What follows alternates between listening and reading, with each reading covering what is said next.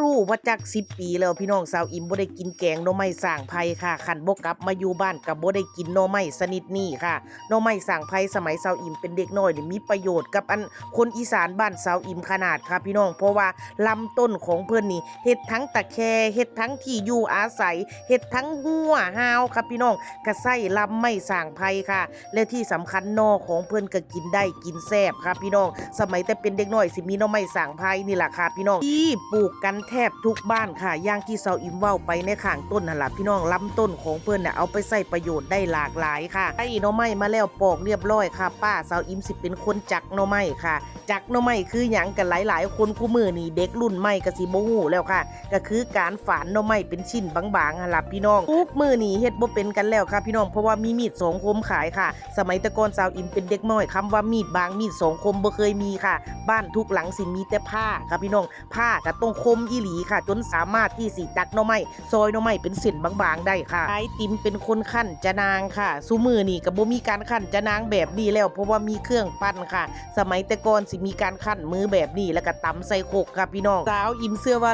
หลายๆคนก็ต้องเคยถือแม่ใส่คั่นน้ำยานางแบบนี้ล่ะสาวอิมน่ะค้านค่ะพี่น้องไหนเป็นเด็กน้อยแม่ไล่ไปยันตำยานางหรือว่าไปคั่นยานางนี่แล่นหนีรถค่ะอยากไปจักหน่อไม้ค่ะไปจักหน่อไม้เขาก็บ่ให้จักพี่น้องมันหนาโพดเขาบ่เอาค่ะมันต้มมันนานจืดเขาว่าบ่ให้เฮ็ดก็ยังไปกุมเฮ็ดบางเทื่อก็มีดถึกมือค่ะเห็นผ้าหนาๆแบบนี้ผ้าต้องคมเด้อค่ะคันผ้าบ่คมนี่มันก็จักเป็นตอนหนามันก็บ่แซ่บอีกหน่อไม้สร้างไผ่นี่จักบางๆอ่อนๆแบบนี้นะเวลาเอาไปต้มมันสิออกหวานๆแกงแซ่บค่ะเอาอิ่มต้องออกไปนาอีกรอบนึงค่ะให้ป้ากับแม่เพิ่นแกงหน่อไม้ท่าค่ะออกมานากับป้า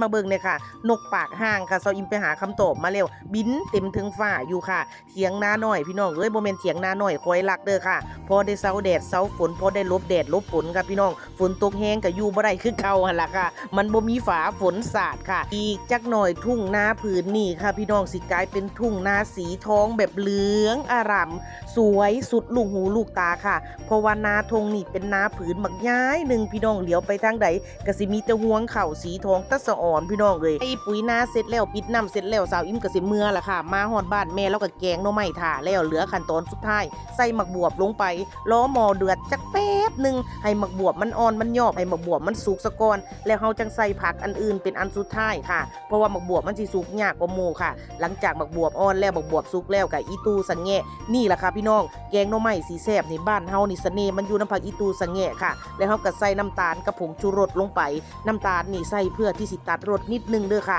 แกงหน่อไม้อยากให้แซ่บลองสูตรยายติ๋มเด้อค่ะใส่น้ำตาลนิดนึงมีผู้ใดแกงหน่อไม้มักใส่น้ำตาลคือยายติ๋มอยู่บ่ค่ะคอมเมนต์เว้าสู่สาวอิ๋มฟังแน่เด้อค่ะคือตอนนี้ก็คือหอมผักอีตูหอมผักสังแงะอยากกินข้าวมากๆค่ะยายติ๋มบอกว่ามันยังบ่ทันสุกพี่น้องมาเบิ่งแน่ค่ะแกงหน่อไม้สร้างไผ่หน่อไม้มันสิอ่อนอวยสวยอยู่ยายติ๋มเพิ่นว่ายังจืดไปนิดนึงค่ะขอเติมปลาแดกซะก่อนปลาแดกนี่เป็นปลาแดกตอนเฮ็ดเองปลาแดกเฮ็ดเป็นปีแล้วล่ะค่ะปลาแดกนาปีนี่สาวอิ๋มยังบ่ได้เฮ็ดปลาแดกจักไหจักโอ่งอยู่ค่ะกับยายติ๋มเพราะว่ายายติ๋มเพิ่นป่วยก่อนถ้ายายติ๋มบ่ป่วยฝนตกเมื่อกี้นี่น่ะสาวอิ๋มไปตึกปลากับแม่ได้เป็น100 โลแล้วค่ะได้ปลาแดกหลายไหแล้วอย่างน้อยๆก็ต้องหาถัง10 ถังล่ะค่ะแกงหน่อไม้สุกแล้วยายติ๋มเพิ่นก็เฝ้าปงหม้อสินึ่งข้าวต่อค่ะคือสิล่ะพี่น้องมันมีเตาอันเดียวค่ะหลังจากเฮาเฮ็ดกับข้าวแล้วก็นึ่งข้าวค่ะสมัยตะกี้นึ่งข้าวแล้วก็สิเคลียร์ไฟให้มันเป็นทานค่ะคันมีปิ้งปลาปิ้งหมูปิ้งเนื้อคือสิน่ะเพราะอยากให้ค่ะหิวข้าวกว่าสิได้กินข้าวกะดึกกะค่ำกะมืดค่ะมาเด้อพี่น้องแกงหน่อไม้สร้างไผ่เสร็จแล้วค่ะ